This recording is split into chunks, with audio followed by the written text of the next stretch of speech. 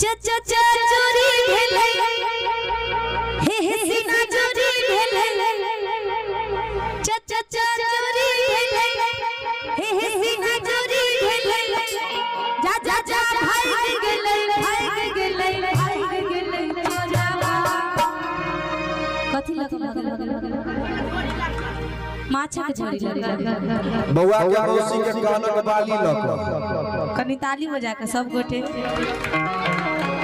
कानक बाली लक भाई के गेले चोरावा कानक बाली लक भाई के गेले चोरी भेले हे हे सीना चोरी भेले चोरी भेले हे हे सीना चोरी भेले जा जा जा भाई के गेले चोरावा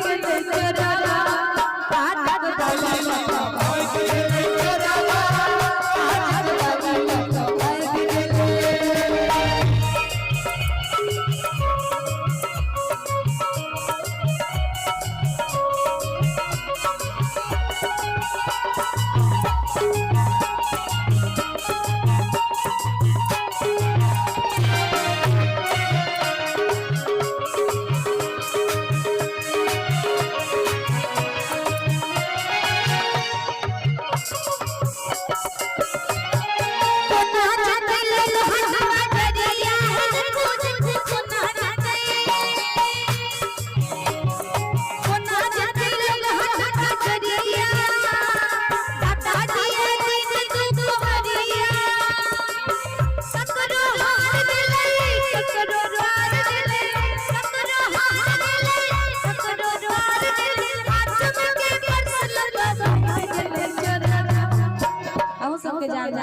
ठंडा नहीं हो गया